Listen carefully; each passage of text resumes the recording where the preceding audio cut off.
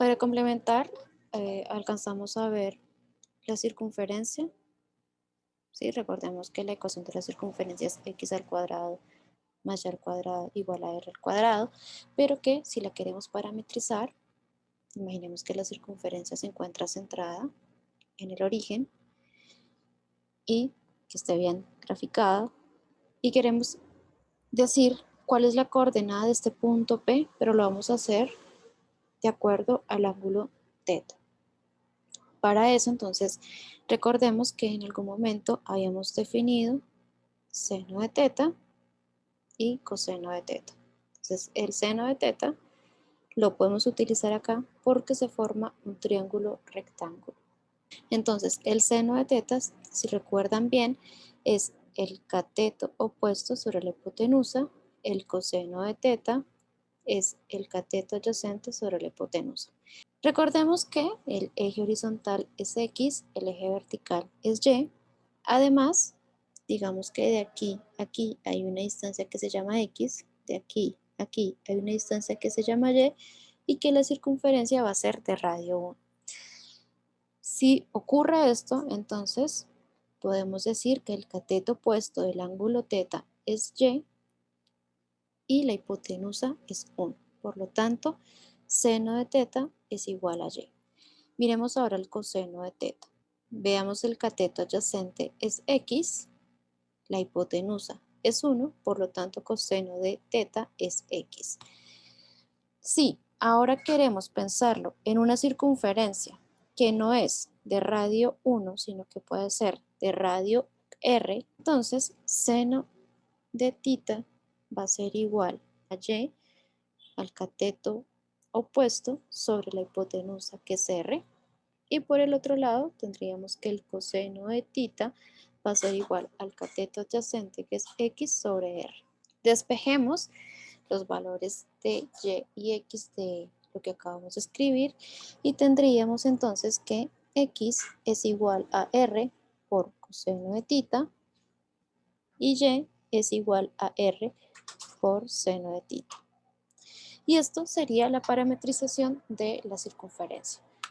Veamos entonces cómo sería la parametrización del cilindro. Recordando un poco otra vez, la ecuación x al cuadrado más y al cuadrado igual a r al cuadrado, cuando la graficamos en 2 dimensiones, es una circunferencia. Al graficarla en 3 dimensiones nos dimos cuenta que esto es un cilindro. Entonces, para parametrizar el cilindro, tiene la misma ecuación que la circunferencia, solo que está graficado en 3 dimensiones. Y su parametrización depende de un ángulo θ, pero también va de lambda si queremos.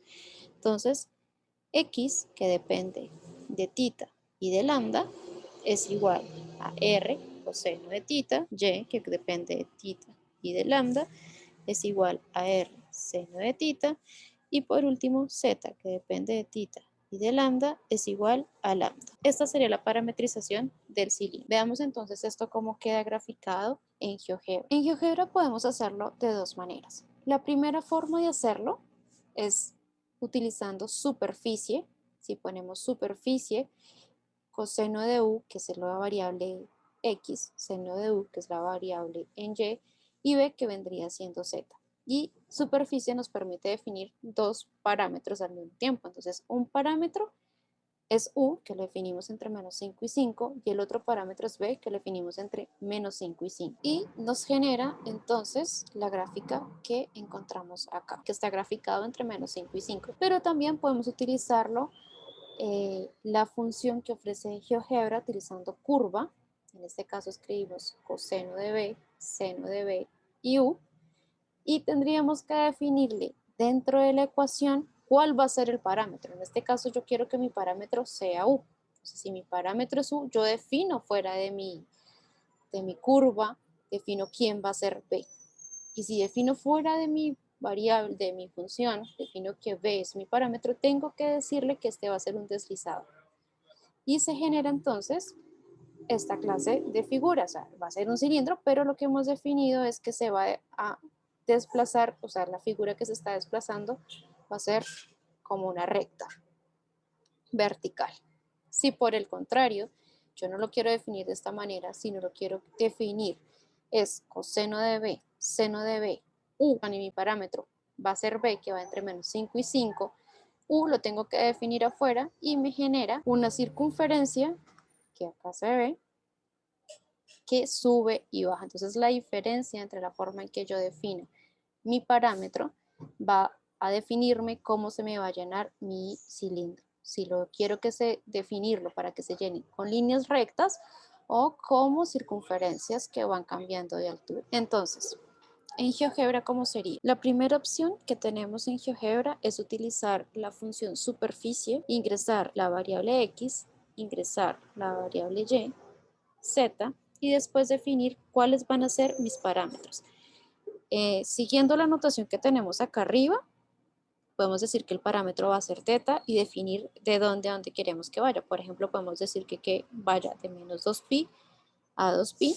Y por el otro lado, la última variable, hemos dicho que era lambda, entonces vamos a decir, no sé, que vaya de menos 5 a 5, por ejemplo. Entonces, la segunda opción que nosotros teníamos era definir a u como deslizador. Si yo defino a u como deslizador, entonces voy a utilizar curva y le voy a decir coseno de b, seno de b, y voy a decir u, que va a ser el valor de z, ¿no? Entonces, si defino a u como mi deslizador, entonces voy a decir que b va a ir entre menos 5 y 5.